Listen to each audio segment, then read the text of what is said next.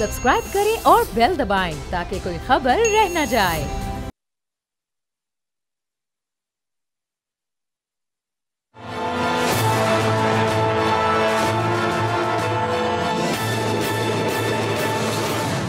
अस्सलाम वालेकुम, मैं हूं अरबाब जहांगीर। आप देख रहे हैं प्रोग्राम तज्जिया। गुज़िश्ता रोज़ कौमी और सूबाई असम्बलियों के 21 हलकों में ज़िमनी इंतखाबात हुए और अब इसको हैरानकुन नताइज कहें क्योंकि ये सिर्फ 2.5 माह अभी मुस्लिम लीग नून की हुकूमत को हुए हैं, या फिर कुछ और कहें कि नून लीग ने इसमें अक्सरियती जमात के तौर पर कामयाबी हासिल की है।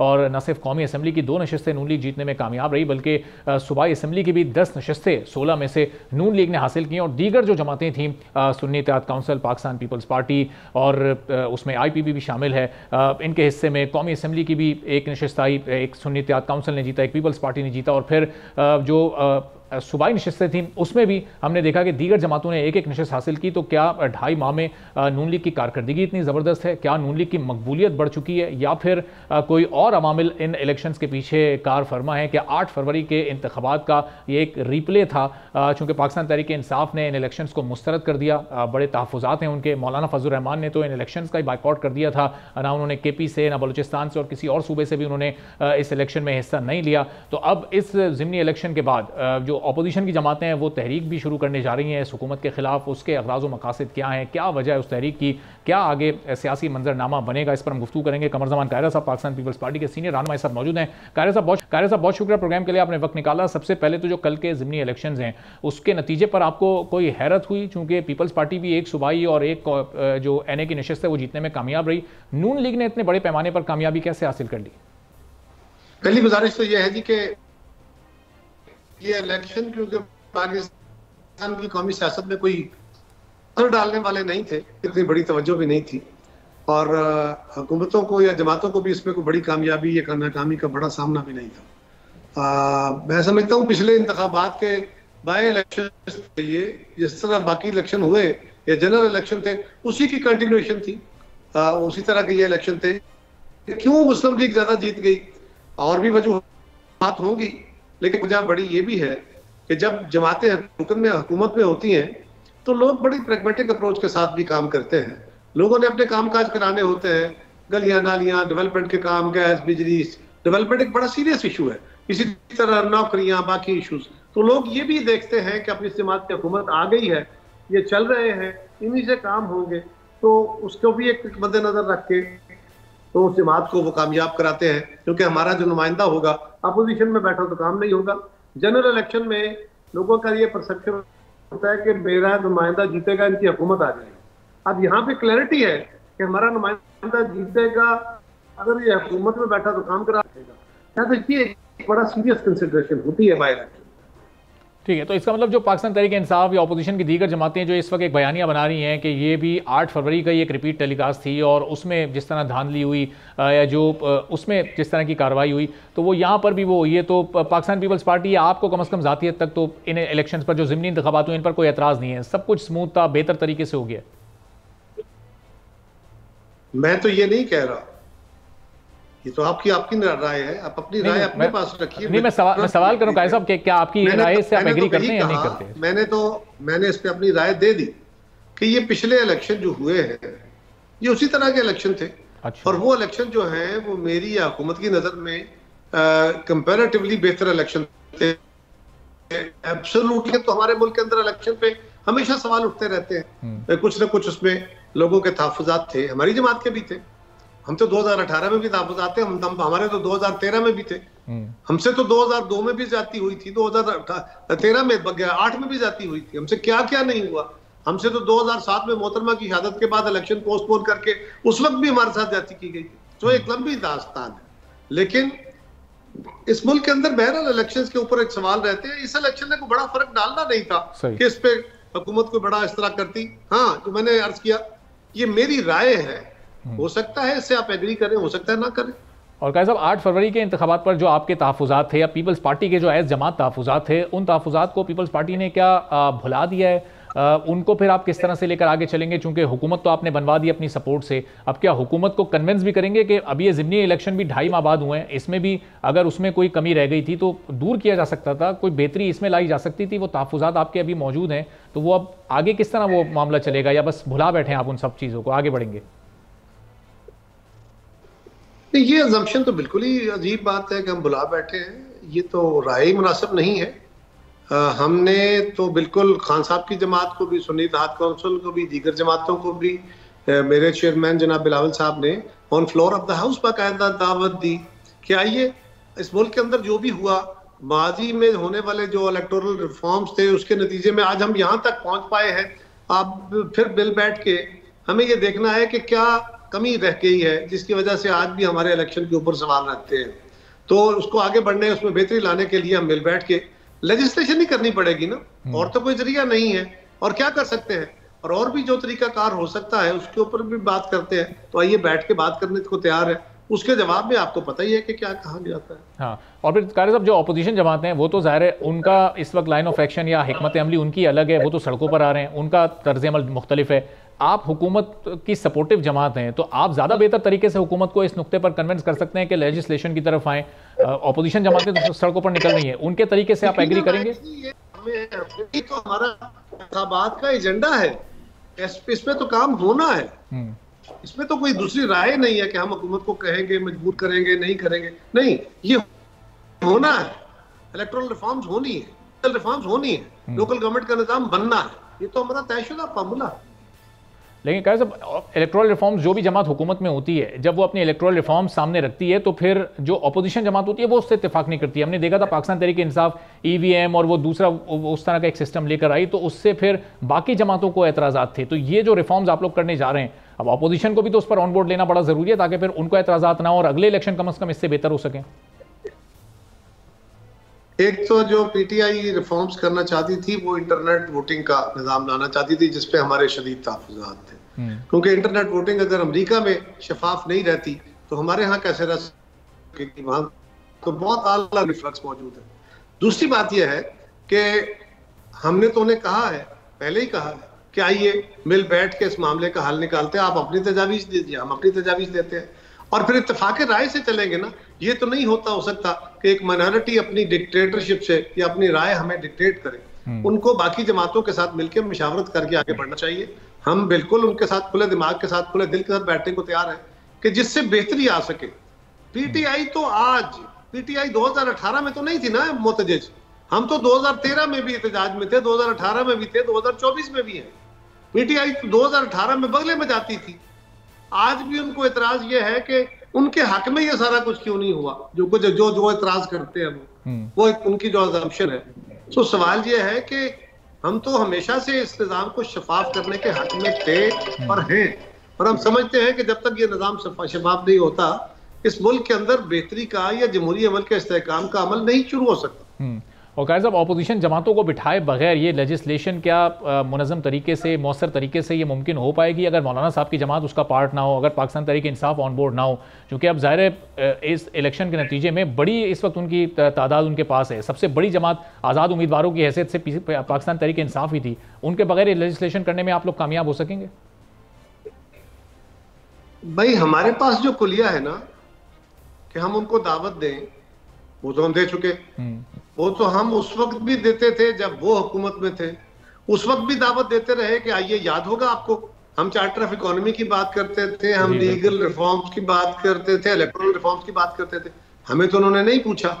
उसके बाद जब हमारी आई PDM की गवर्नमेंट, उसमें भी हमने उन्हें दावत दी कि आइए मिल बैठ के बात करते हैं, उन्होंने कहा नो। जो गालियां दी आपको पता ही है। ये जब इलेक्शन हुआ इसके बाद फिर पीपल्स पार्टी ने कोशिश की, हमारी कमेटी बन गई, इसके बावजूद खान साहब ने कहा इनसे बात नहीं हो सकती। अब हम तो कोशिशें कर रहे हैं, हमारी कोशिशें अभी तक तो नाकाम है। आप हमारी को रहनुमाई फरमाइए कि ये कोशिशें किस तरह कामयाब हो सकती हैं। हम उनको अब गर्दन से पकड़ के बिठाने की तो पोजीशन में है नहीं। बिल्कुल, आप अगर कुछ कर सके तो जरूर कोशिश कीजिए। क्या वो, लेकिन अगर अपोजिशन की जमातें नहीं बैठेंगी जी, क्योंकि नून लीग सबसे बड़ी स्टेक होल्डर जमात है, और तो क्या वो हो सकता है वो इस इंतजार में हो कि नून लीग आगे बढ़े? और नून लीग, मेरा सवाल ये नहीं है, मेरा ये बिल्कुल सवाल नहीं जी, मेरा सवाल और है। जी जी, मैं तो आपसे ये गुजारिश कर रहा हूं कि अपोजिशन की जमातों को हर तरह राजी करने की हम कोशिश कर रहे थे, वो गालियां दे रहे थे। हम कर रहे हैं, गालियां दे रहे हैं, हम करेंगे, अल्लाह करे मान जाए, आप भी कोशिश कीजिए। लेकिन अगर वो नहीं मानते, अगर वो नहीं बैठते, तो इसका मतलब ये कतई नहीं है कि उस बुनियाद पे इस मुल्क के अंदर रिफॉर्म्स का अमल रोक दिया जाए। ये नहीं हो सकता। ठीक है, अब कायर साहब, जाहिर है कि अभी आपके बाद मेरे साथ हुकूमती नुमाइंदे मौजूद होंगे और ऑपोजिशन के नुमाइंदे मौजूद होंगे, तो उनसे मैं अभी ये आपकी तजवीज़ उनके सामने रखूंगा भी। लेकिन ये बताएं कि क्या वो हो सकता है, चूंकि नून लीग सबसे बड़ी स्टेक होल्डर इस वक्त जमात है और की पोजीशन इस वक्त उसके पास है, तो वो इस इंतजार में है कि नून लीग की तरफ से ये बात की जाए जो इस वक्त पाकिस्तान पीपल्स पार्टी कर रही है, एक लंबे अरसे से कर रही है, ऑपोजिशन को ऑन बोर्ड लाने की बात की जा रही है। चूंकि नून लीग बजाय तो उनको ऑन बोर्ड लेने की बात करती है, लेकिन कुछ बयानात ऐसे आ जाते हैं कि फिर उससे तलखी बढ़ जाती है, उससे कशीदगी फिर बढ़ जाती है। तो वो दोनों चीज़ें पैरेलल कैसे चलती हैं कि सियासी बयानबाजी भी होती रहे और फिर ऑन बोर्ड लेने की बात भी चलती रहे, तो ये खासा मुश्किल हो जाएगा।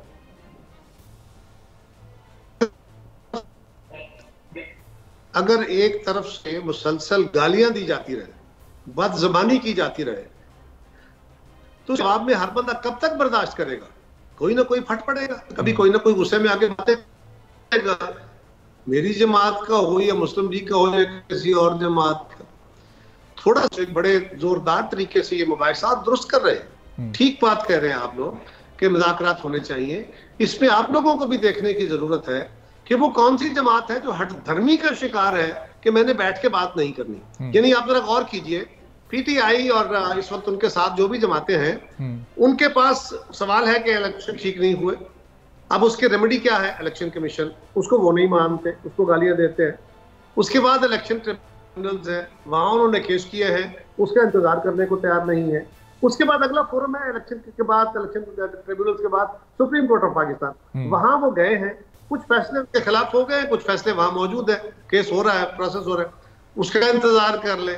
और अगर इससे हटके कुछ बात सोचनी है, लीगल फ्रेमवर्क में तो यही बातें हो सकती है। बिल्कुल, अगर इससे बियॉन्ड जाना है, कोई नया बनाना है, कोई नया आउट ऑफ बॉक्स सोल्यूशन सोचना है, तो फिर आपको सियासी जमातों के साथ बैठ के बात करनी पड़ेगी। आपकी ये जो धमकी, डिक्टेटरशिप, ये डिक्टेशन अब नहीं लेगा कोई। कितने अरसे तक आपकी गालियां खाई जाएंगी? अल्टीमेटली हर चीज की एक हद होती है। चलें, तो कायर साहब, पीटीआई का एक ट्रैक रिकॉर्ड था, ये एग्रेशन के साथ बात करना, ऑपोजिशन या दीगर जमातों के साथ ना बैठना जब उनकी हुकूमत थी। फिर जब वो ऑपोजिशन में आए तो हुकूमत के साथ बैठने को तैयार नहीं। लेकिन मौलाना साहब तो आपके हलीफ थे, पीडीएम के सरबरा थे, उस पूरी तहरीक में वो साथ साथ थे। उन्होंने भी पीटीआई के खिलाफ एहतजाज किया, लॉन्ग मार्च किया। अब वो भी इस इलेक्शन को मानने को तैयार नहीं है, वो भी सड़कों पर आने को तैयार हैं अपने पुराने साथियों के खिलाफ। ज़ाहिर है आप सब पहले पीडीएम से सबसे पहले पीपल्स पार्टी अलहदा हुई, लेकिन हुकूमत में वो शामिल रही, पीडीएम की जो हुकूमत थी। तो मौलाना साहब को आप लोग क्यों मनाने में कामयाब नहीं हो पा रहे? उनके क्या इशूज़ हैं? मैं क्योंकि उस मौलाना के साथ गुफ्तगू करने वाली कमेटी का मेंबर नहीं हो, मुझे डिटेल्स का नहीं पता कि उनके गिले शिकवे क्या है। जनरल जो उनके इतराज़ात है, वो इतराज़ात मौलाना पहले भी करते रहे, हम कोशिश करते रहेंगे।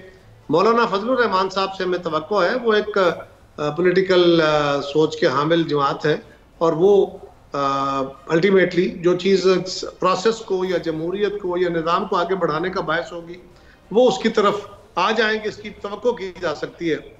बाकी पीटीआई के लिए तो दुआ की जा सकती है। आप भी कोशिश कीजिए, हम भी कोशिश करते हैं। अच्छा, मौलाना साहब की जमात से हाफिज़ हुसैन अहमद साहब अक्सर बेशतर प्रोग्राम में शिरकत करते रहते हैं। वो ये कह रहे हैं कि मौलाना को तो हुकूमती जमातें बाद में मनाएं, पहले वो मियाँ नवाज़ शरीफ साहब को मना लें। तो क्या मियाँ नवाज़ शरीफ साहब भी इस वक्त शहबाज शरीफ साहब की और इस वक्त जो सारी जमातों की हुकूमत है, उस हुकूमत से नाराज़ हैं? खामोश तो वो हैं, लेकिन क्या उनके और उनके भी दरमियान कुछ इंटरनल इशूज़ चल रहे हैं, कुछ इस तरह की आपके इल्म में कुछ बातें हैं?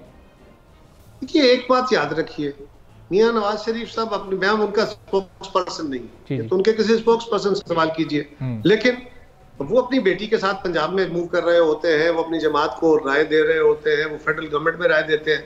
जब वो राय देते हैं या किसी जगह बैठते हैं तो आप मीडिया वाले सवाल करते हैं कि मियां साहब तो इलेक्टेड नहीं है, यहाँ क्यों बैठे? वो एडवाइजरी रोल में नहीं है, यहाँ क्यों बैठे हैं? और अगर वो नहीं बैठते तो आप कहते हैं जब वो नजर नहीं आते हैं। तो क्या करें वो? ये भी एक हैरान कुन अमल है। मियां साहब अपनी जमात के साथ हैं, मेरी इतला के हद तक। तो आपके पास कोई खबर हो तो जरूर बात कीजिए। रही बात अजम्पशंस की या पीटीआई या उनके मुखालिफिन जो हैं उनकी बात, तो उसको आपको हैमर नहीं करना चाहिए, उनको चाहिए वो सबूत दे दे। हाफिज हुसैन अहमद साहब मेरे भाई हैं, बड़े भाई हैं, उनका जो इतराज है वो तो उसका जवाब वही दे सकते हैं। उनके पास कोई होगा सॉलिड रीजन जिसके ऊपर उन्होंने बात की है। ये सवाल तो उन्हीं से कीजिए, उनके सवाल का मैं क्या जवाब दूं? नहीं, वो तो बस मैंने कहा आपसे उस पर एक राय ले लूं। अब ज़ाहिर है चूंकि वो सड़कों पर आ रहे हैं और आपको पता है कि JUI के पास बड़ी स्ट्रीट पावर है। जब PDM में वो थे और उस वक्त जब एहतजाज करते थे तो उस वक्त भी उनके अच्छे खासे फॉलोअर्स निकल कर सामने आते थे। अब अगर वो इस हुकूमत के खिलाफ सड़कों पर आते हैं तो हुकूमत क्या आगे गैर मुस्तहकम हो सकती है, डिस्टेबलाइज हो सकती है? ये सवाल मैं आपके सामने रखता हूँ। कायरा साहब, एक छोटा सा बस हम ब्रेक लेते हैं। कायरा साहब हमारे साथ मौजूद हैं, गुफ्तगू को यहीं से आगे बढ़ाएंगे।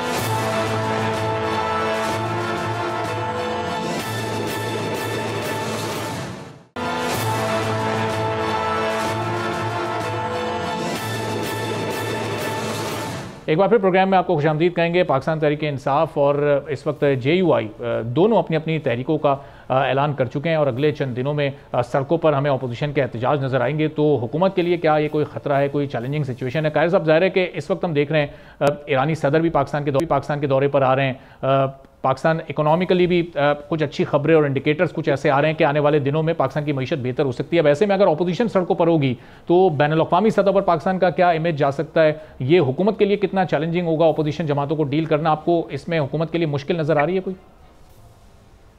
इसको इस तरह देखिए कि काफी अरसे से, कोई तकरीबन 2 दहाइयों से, शायद इससे भी ज्यादा, हमारे यहाँ अपोजिशन सड़कों पे एहतजाज करती रहती है, ऐवानों में एहतजाज करती रहती है और दुनिया के साथ पाकिस्तान के मामला चलते रहते हैं।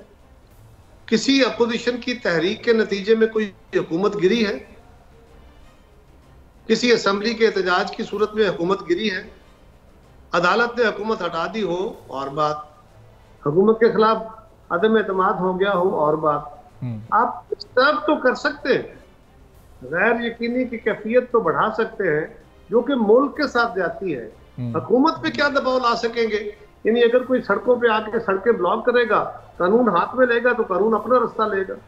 असेंबलियों के अंदर जो होने वाला एहतजाज है वो मैं आपको जाती तजर्बा बताता हूँ, उससे हुकूमतें कोई परेशान नहीं होती। अच्छा, हुकूमत हमारी हो या हमारे मुखालफ हो, हर दौर में अपोजिशन का असेंबलियों में एहतजाज होता रहा और एहतजाज के दौरान हुकूमत ज्यादा बेहतर तरीके से कंफर्टेबली लेजिस्लेशन कर लेती है, इसलिए कि अपोजिशन उनका एहतसाब करने वाली होती ही नहीं। वो कानून साजी या बिल्स या बजट के ऊपर एतराज ही फाइल नहीं कर सकते, डिबेट ही नहीं होती, तो वो एहतजाज कर रहे होते हैं।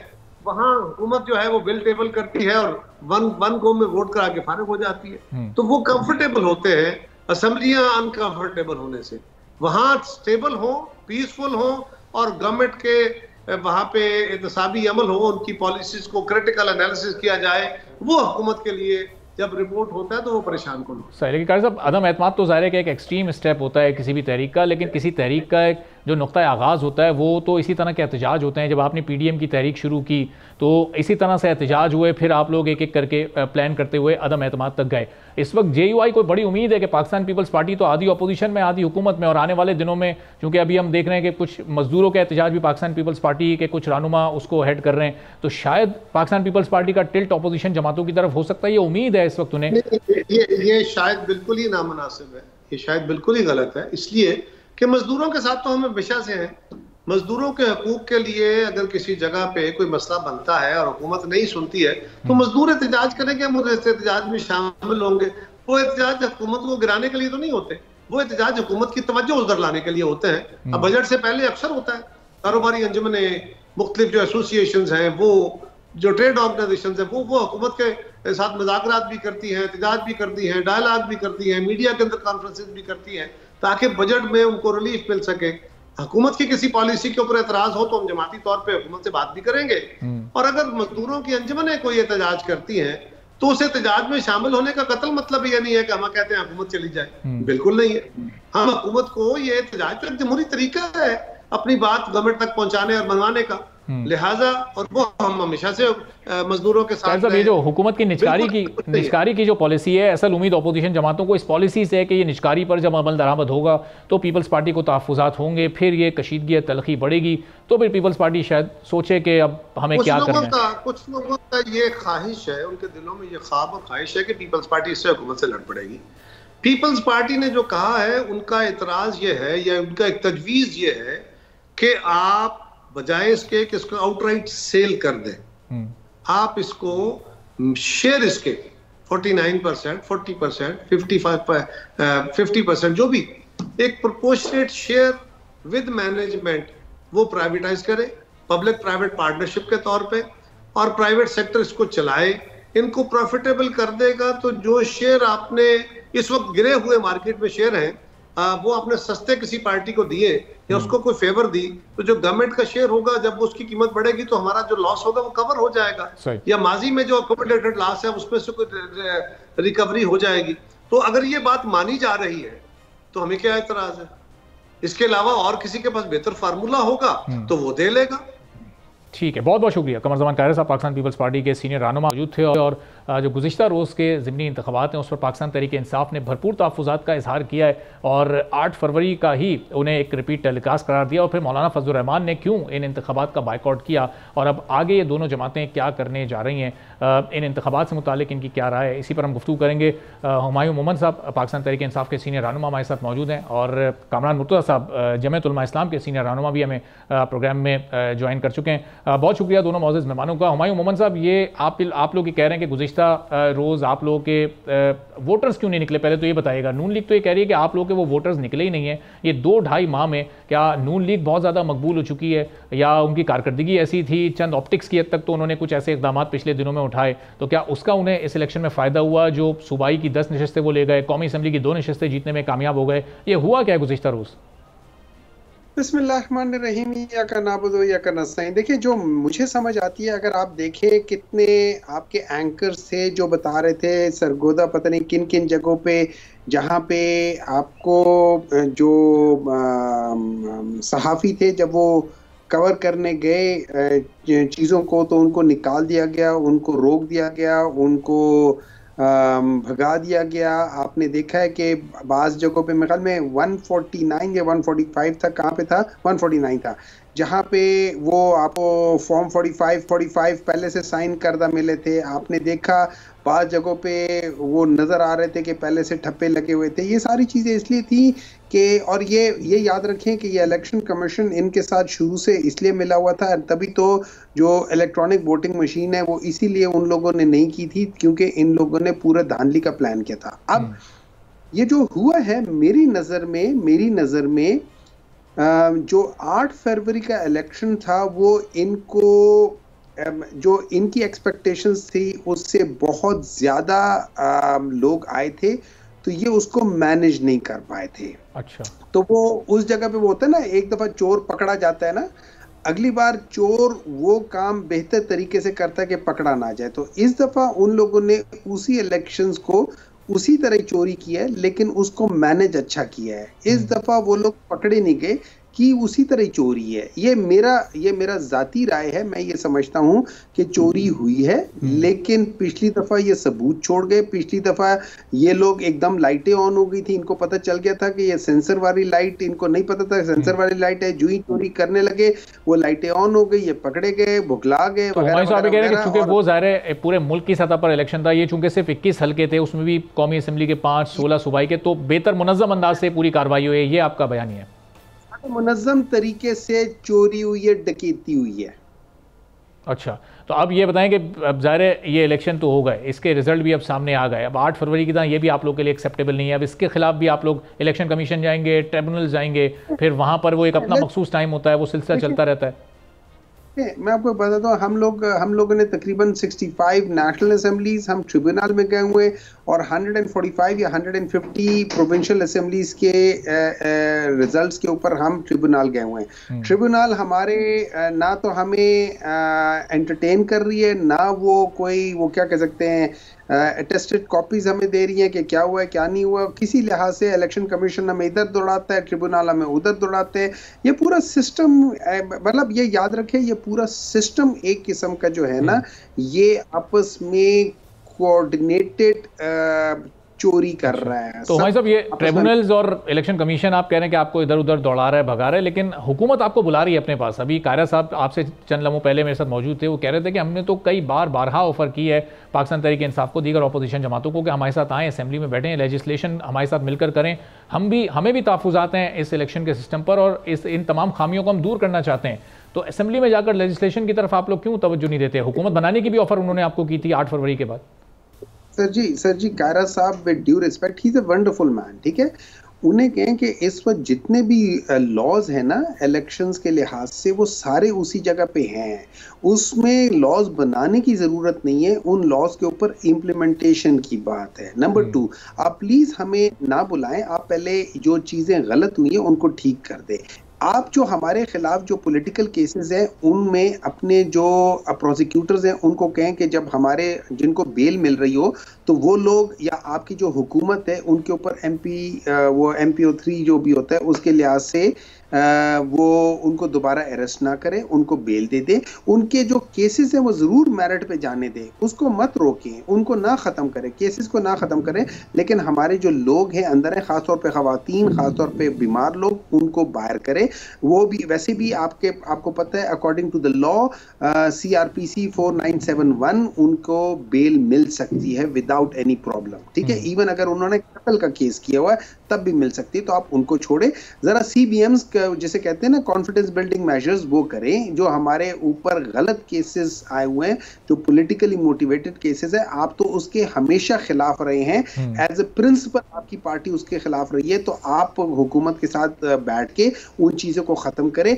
फिर हमें पता चले कि आप सीरियस हैं। एक तरफ हमारे ऊपर आप एक केस करते हैं, जो ही हमें वहां से बेल मिलती है आप दूसरी तरीके से हमें अंदर कर देते हैं।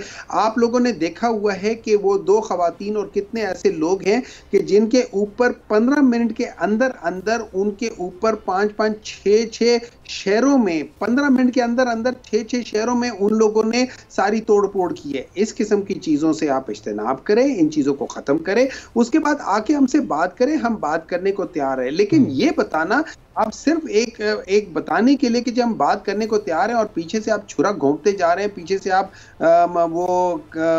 टिपिकली जो होता है ना वो बगल में छुरी और मुंह में राम राम, वो बात ना करें। तो हमारे साहब अब हुकूमत ये कहती है कि कम से कम बयानी की हद तक कि वो आपको ऑन बोर्ड लेना चाहती है, वो आपसे बात करने को तैयार है, लेकिन अभी आपने बताया कि वो क्या कार्रवाइयाँ आप लोगों के खिलाफ हो रही हैं। उसी तरह आप लोग भी ये कहते हैं कि ये सब चीज़ें खत्म हो जाएं तो हम भी बात करने को हुकूमत से तैयार हैं, हुकूमत आए हमारे पास बात कर ले, लेकिन फिर आप लोग भी सड़कों पर जाने की भी बात कर रहे हैं। अब जब आप सड़कों पर आएंगे तो तलखी और बढ़ेगी, आपके खिलाफ फिर कानून हरकत में आएगा, पहली हरकत में आया हुआ है। मुझे एक बात बताएं, सड़कों पर जाने से हुकूमत क्यों हमारे खिलाफ होगी? जब ये लोग सड़कों पर आए थे हम तो इनके खिलाफ नहीं हुए थे, हमने इनके खिलाफ कोई ऐसी चीज नहीं की थी। अगर आप दस्तूर का पास नहीं रखते हैं, अगर आप आर्टिकल 15, 16, 17 आपके लिहाज से कोई अहमियत नहीं रखती, तो फिर आप हमें किस बात का बुला के कहते हो कि हम जो है ना कानून बनाने की वो हैं? आप जो दस्तूर है उसको तोड़ रहे हैं और फिर कहते हैं कानून बनाने की कोशिश करते हैं। आप आओ हमारे साथ बैठो, तो आप सबसे पहले उस दस्तूर में अगर हम जाते हैं और पुरअमन एहतजाज करते हैं, सही हो या गलत हो, आपके पास इस का हक नहीं है कि आप हमारे खिलाफ कोई क्या कह सकते हैं उसे, कोई एक्शन लो। हाँ, अगर हम कोई गलत काम कर रहे हो तो जरूर करो, लेकिन इस तरीके से एहतजाज करना ये हमारा कानूनी हमारा एक किस्म का हक बनता है, चाहे सही हो या गलत हो। हम लोगों को आप वो ना करें। हाँ, आप ये जरूर करते हैं और ये आप लोगों का ये हमेशा से ये रहा है कि देखें इस तरह होता है कि जब भी पुलिस, चाहे दुनिया के किसी भी जगह पे, जब पुलिस लाठीचार्ज एकदम शुरू करती थी विदाउट एनी प्रोवोकेशन, अगर पुलिस आंसू गैस करती है तो पथराव तो हो जाता है। अगर आप पथराव या आंसू गैस या लाठी चार्ज में एक दूसरे के साथ जब पथराव वगैरह होते हैं, आप उसको कह दो कि यार ये स्टेट के अगेंस्ट काम कर रही है, तो वो गलत है, वो बिल्कुल गलत है। ये हर जगह पे होता है, हर चीज के साथ होता है, पूरी दुनिया में। बिल्कुल, आपके दौर में तकरीबन तमाम ही अपोजिशन जमातों ने लॉन्ग मार्चेस भी किए, बड़े बड़े एहतजाज भी किए, तो वो अब ज़ाहिर है कि इस वक्त जो हुकूमत में जमातें हैं उन्हें अपना वो दौर भी याद रखना चाहिए। तो कामरान मुर्तज़ा साहब, कल के इलेक्शंस का बाइकआउट आप लोगों ने क्यों किया? 21 में से आप किसी नशस्त पर खड़े नहीं हुए, क्या तहफ़्फ़ुज़ात हैं आपके इन इलेक्शंस पर? अब आगे आप लोग क्या करने जा रहे हैं?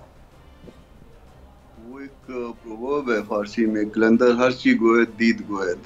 हमें पता था कि ये हरकत अब जो ज़िमनी इलेक्शन में भी वही होनी है जो 8 फरवरी को हुई। तो अगर हम इस बात को साबित करने के लिए इनके साथ जो है ना वो इस इलेक्शन में भी वो होते, तो फिर तो ये अब जो इन्होंने नैरेटिव नया बनाया कि ये देख लें जी, चूंकि ये इलेक्शन में हम जीत गए, इसका मतलब है वो इलेक्शन भी जो है वो बिल्कुल फेयर हुए थे। भाई वही काम आपने इसमें किया, वही काम आपने पहले किया था। चल ये बात हमारी हमारा नैरेटिव हो सकता है ना, हम दुरुस्त भी कह सकते हैं, झूठ भी बोल रहे हो सकते हैं बकौल इनके, गलतफहमी भी हो सकती है, तीसरी बात ये हो सकती है। तो दूर करें गलतफहमी को। ये कहते हैं कि हम हमारे घर आए, नहीं, हम इनके घर चले जाते हैं, वो कोई उससे फर्क नहीं पड़ता। अच्छा, इनसे खाना भी खाएंगे, इनकी अच्छे अच्छे खाने बनते हैं उनके पास। तो वो उसमें जाके ये सिर्फ ये इस बात की कोई बता दे, इस बात की कोई उम्मीद दिला दे कि हम जो है इसका ऑडिट कराने के लिए इलेक्शन का तैयार हैं। कोई इसमें कोई इसके बाद प्रॉब्लम नहीं। कल जो ज़िमनी इंतखाबात हुए, ज़ाहिर सबसे बड़ी तादाद में तो नून लीग ने नशस्तें जीती हैं, और वो ज़्यादातर नशस्तें उन्होंने पंजाब में और लाहौर में, जो उनकी पहले छोड़ी हुई नशस्तें थी, उन्हीं में उन्होंने कामयाबी हासिल की है। एक बलूचिस्तान की लजबेलक 22 की नशस्त है, जो कि ज़रीन खान मक्सी, जो कि मुस्लिम लीग नून के हैं, उन्होंने हासिल की। वहाँ से 49,000 वोट हासिल किए। तो ये इन नताइज पर आपको हैं कोई तहफ़्फ़ुज़ात, इनमें कोई आपको गड़बड़ नज़र आ रही है? क्योंकि पंजाब में ही ज़्यादातर कामयाबी हासिल की है नून लीग ने। तो बलूचिस्तान की सारी नशस्तों को देख लें, ये वो जितनी भी नशस्तें जो है ना, वो जो सेकुलर पार्टियां जीतती हैं, ये वो नशस्तें होती हैं जो वो लोग आम तौर पे जीतते हैं, और जिनको कहते हैं इलेक्टेबल। ये इलेक्टेबल जो है ना, वो जब विसल बजता है तो वो उस तरफ चले जाते हैं, जब विसल दोबारा बजता है तो वो कहीं और लाइन अप हो जाते हैं, जब तीसरी दफा बजता है तो फिर खड़े हो जाते हैं, फिर किसी और दफा विसल बजता है तो बैठ जाते हैं। वहाँ पे अगर कोई पॉलिटिकल पार्टी एग्जिस्ट करती है, वो जमीयत उलमा इस्लाम है। अगर कोई पॉलिटिकल पार्टी एग्जिस्ट करती है, पश्तूनख्वा मिली अवामी पार्टी है, BNP मैंगल है, इस तरह की कुछ पार्टियां एग्जिस्ट करती हैं। बाकी इलेक्टेबल्स हैं, वो इलेक्टेबल्स देख लीजिए कि आप हर मिनिस्टर का, हर MP का जो है ना, वो रिकॉर्ड उठा के देख लीजिए, कौन से इलेक्शन में वो किस तरफ से, कौन से इलेक्शन में किस तरफ थे, कौन से इलेक्शन में वो किसकी बरसी मना रहे थे, कौन से इलेक्शन में वो किसकी बर्थडे मना रहे थे। आपको पता चलेगा बर्थडे एक की मनाई है और बरसी दूसरे की मनाई है। ये इलेक्शंस के दरमियान जो है ना, ये वो करते हैं। तो वो कोई उनकी पार्टियों की स्ट्रेंथ नहीं होती है, वो सिर्फ इशारा होता है, अबरू का इशारा होता है, वो इशारा होता है।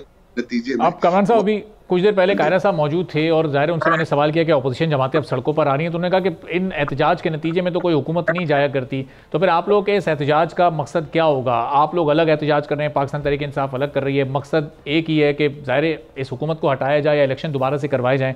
तो ये तो अमली तौर पर मुमकिन नज़र नहीं आ रहा है। कायरा साहब को कहें कि इन एहतजाजों के नतीजे में ही हुकूमत जाया करती है। इस एहतजाज के नतीजे में 2018 वाली जो हुकूमत थी, वो उसके बाद जो है ना, वो गई थी, और जिसके बेनिफिशरी आप हैं और नून वाले हैं। वो एहतजाज अल्टीमेटली जो है ना, उसका जो अल्टीमेट हुआ था, वो इस एहतजाज से शुरू हुआ था, और एहतजाज के बाद आखिरकार जो है ना, उसका अंजाम ये हुआ।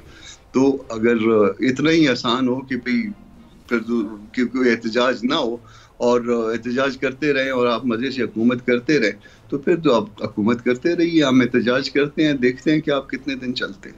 ठीक है, बहुत बहुत शुक्रिया।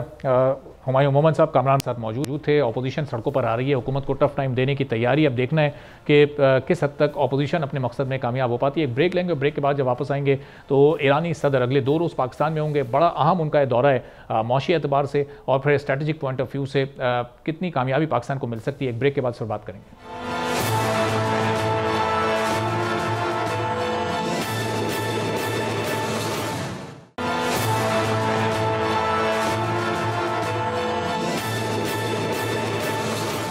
एक बार फिर प्रोग्राम में आपको खुशामदीद कहेंगे। ईरानी सदर इब्राहिम रईसी अगले 2 रोज़ पाकिस्तान में गुजारेंगे और बड़ा उनका ये अहम दौरा है, चूँकि पाकिस्तान रवानगी से कबल उन्होंने जब तेहरान में मीडिया से गुफ्तगू की है तो मौशी एतबार से वो बड़ी हौसला अफजा गुफ्तगू थी, जिसमें उन्होंने कहा कि वो पाकिस्तान के साथ जो इस वक्त तजारती हजम है उसको $10 अरब तक ले जाने की सोच रखते हैं। अब जब वो यहाँ पर मौजूद होंगे और चंद अहम मुफाहमतों की याददाश्त पर दस्तखत होंगे तो आगे पाकिस्तान और ईरान का जो एक मौशी रिश्ता है वो मज़ीद मजबूत होगा और मईशत की बेहतरी की जानिब एक और नया दरवाज़ा खुलने का इम्कान है। पाकिस्तान को सस्ती गैस भी ईरान से मिल सकती है, लेकिन ईरान पर मौजूदा दौर में जो पाबंदियाँ उसके इसराइल से कशीदगी के बाद लगने जा रही हैं, उसके क्या असरात इस पूरी सूरत-ए-हाल पर मुरतब हो सकते हैं और उस तनाजुर में यह दौरा कितनी अहमियत का हामिल है, इसी पर हम गुफ्तगू करेंगे। ब्रिगेडियर रिटायर्ड बाबर अलाउद्दीन साहब हमारे साथ मौजूद हैं। बहुत शुक्रिया बाबर साहब, प्रोग्राम के लिए आपने वक्त निकाला। अब मौशी एतबार से तो हम ये सोच रखते हैं कि पाकिस्तान के ईरान के साथ बेहतरीन ताल्लुकात हों, हैं भी, मज़ीद मुस्तहकम हो, अच्छी बात है, सस्ती गैस पाकिस्तान को ईरान से मिल सके। लेकिन जो सैंक्शंस हैं इस वक्त USA की और यूरोप की ईरान पर, ख़ासतौर पर इसराइल के साथ कशीदगी के बाद, तो वो सैंक्शंस क्या पाकिस्तान और ईरान के ताल्लुकात पर कुछ असरअंदाज हो सकती हैं? जी, सबसे पहले तो मैं ये कहूँगा कि ईरानी प्रेसिडेंट का जो दौरा है, वो बहुत इम्पोर्टेंट दौरा है क्योंकि ईरान हमारा हमसाया मुल्क है, बरादर इस्लामी मुल्क है। पाकिस्तान ईरान के बड़े गहरे पुराने मरासिम हैं और जो हमसाए होते हैं ज़ाहिर है उनके साथ तो आपके ताल्लुकात की नौइयत डिफरेंट होती है और बहुत लंबा बॉर्डर हम ईरान के साथ अपना शेयर करते हैं। और आपने जो बात की है कि इसराइल के साथ जो उनकी कशीदगी है उस तनाजुर में, वो एक रियलिटी भी है, वो थोड़ी सी एक इस चीज़ से हट के है। उसका असर पाकिस्तान ईरान के माशी ताल्लुकात पर, बाहमी तजारत पर तो पड़ता है, अभी भी पड़ रहा है। आपको पता है कि पाकिस्तान ईरान गैस पाइपलाइन का मनसूबा जो है ये बहुत देर से तातुल का शिकार है।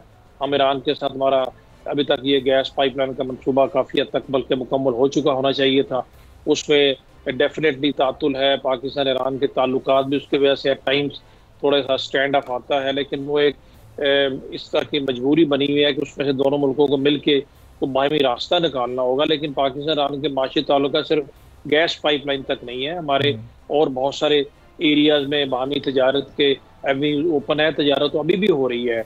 और जैसे ईरानी प्रेसिडेंट ने कहा उसको 10 बिलियन US तक लेके जाना चाहते हैं, जो कि बहुत खुश आइंद बात है। और उसमें से बहुत सारे ऐसे एरियाज है जहाँ पर कोई सैंक्शन का ताल्लुक नहीं है और जिसमें कुछ गैस के अलावा डेफिनेटली मतलब फूड आर्टिकल्स हैं या कुछ ईरान और पाकिस्तान के बहुत सारे और एरियाज हैं जिसमें हम ईरान को कुछ एक्सपोर्ट्स कर सकते हैं, ईरान हमें एक्सपोर्ट कर सकता है। बट मैं तो ये कहूँगा कि ये ताल्लुकात मुआशी तो डेफिनेटली है ही है और ईरानियन प्रेसिडेंट का एक बड़ा एक लेंथी हेक्टिक एजेंडा है पाकिस्तान के दौरे का, जो मीडिया के वस्तु से सबके सामने आया होगा, जो कि बहुत खुशाइंद है। बट इसके अलावा जो पाकिस्तान ईरान के स्ट्रेटेजिक ताल्लुकात है मेरे नज़दीक वो ज़्यादा इम्पोर्टेंट है। हम सबको पता है कि बलूचिस्तान में जो हमारे दुश्मनों ने एक नाम नहाद शोरश की सूरत हाल बर्पा की हुई है, स्पेशली हिंदुस्तान ने, उसमें हमारे ईरान के साथ कुछ शिकायत रहती हैं कि बहुत सारे लोग वहाँ से आके BLA के और सो कॉल्ड सेपरेटिस्ट है वहाँ से आके पाकिस्तान के इलाकों में आके दहशतगर्दी की कार्रवाइयाँ करते हैं। अगर इस सिलसिले में पाकिस्तान ईरान का बाहमी ताउन और आगे बढ़े तो इन दहशतगर्दों का रास्ता काफी हद तक रोका जा सकता है और वो सूरत हाल काफी हद तक बिल्कुल इसी नुक्ते पर मैं आ रहा था कि ये इसमें फिर आगे की स्ट्रेटजी हो क्या सकती है। जो ताउन पाकिस्तान को ईरान से दरकार है वो किस नौइयत का होगा? वो सिर्फ इंफॉर्मेशन शेयरिंग की हद तक हो सकता है या फिर उससे भी आगे का आप इस वक्त सोच रहे हैं? जी देखिए, इंफॉर्मेशन शेयरिंग तो एक बुनियादी चीज़ है, वो तो होना ही चाहिए और उम्मीद है कि होगा भी। लेकिन उसके अलावा ईरानी सॉइल जो यूज़ करते हैं ये लोग, उनको अगर ईरान बिल्कुल सख्ती करे और उनको वहाँ पर अलाउ ना करे तो उससे ये जो दहशत गर्द है इनको जो सेफ हेवन्स एट टाइम वहाँ पर अवेलेबल होती हैं वो नहीं होंगी। और कुछ बहुत सारे अनवांटेड किस्म के लोग जो ईरानी टेरिटरी को यूज़ करके पाकिस्तान आते हैं, आपको पता है कुलभूषण यादव के पास भी जो पकड़ा गया तो ट्रैवल डॉक्यूमेंट्स ईरान के थ्रू वो आया था। तो अगर ये सख्त की जाए और ईरानी गवर्नमेंट पाकिस्तान से पूरा कोऑपरेट करे तो फिर तो ये लोग वहाँ से काफ़ी हद तक इनकी एक्टिविटीज़ कार्रवाइयाँ कम हो सकती हैं। और ईरान को भी कुछ कंसर्न डेफिनेटली वो शो करते रहे हैं, उसके ऊपर भी बातचीत होनी चाहिए। और मेरा अपना ख्याल है अगर खुले दिल से बातचीत हो और ताउन दोनों तरफ से उसकी तरफ विलिंगनेस हो, जो कि होनी भी चाहिए, और ज़ाहिर है तभी ईरानी प्रेसिडेंट भी है। और ईरान के लिए अपने बहुत सारे मुश्किलात हैं, ईरान काफ़ी हद तक आइसोलेशन का शिकार है, तो ईरान को भी पाकिस्तान जैसे एक ऐसे हमसाये की ज़रूरत है, होनी भी चाहिए, जो कि डेफिनेटली पाकिस्तान अल्हम्दुलिल्लाह एक न्यूट्रल पावर है, उसकी एक अपनी पोजीशन है इंटरनेशनल कम्युनिटी में, स्पेशली मुस्लिम दुनिया में। तो ये नहीं कि हमें फ़ायदा, ईरान को हमसे ज़्यादा फ़ायदा है पाकिस्तान के अच्छे ताल्लुकात का। ख़ास तौर पे ये जो पिछले एक महीने से 2-3 वीक से जो कशीदगी मशरक़ वस्ता में और ईरान इसराइल का जो स्टैंड ऑफ आया, तो मेरा ख्याल है कि दोनों मुल्कों का बाहमी ताउन, स्ट्रेटेजिक ताउन, माशी ताउन, आपस के ताल्लुकात का, government to government, military to military, people to people, ये बहुत इंपॉर्टेंट है। बहुत अहमियत का ये दौर है। बहुत बहुत शुक्रिया ब्रिगेडियर रिटायर्ड बाबर अलाउद्दीन साहब हमारे साथ मौजूद थे। इस आज के प्रोग्राम से इजाज़त दीजिए, अल्लाह हाफ़िज़।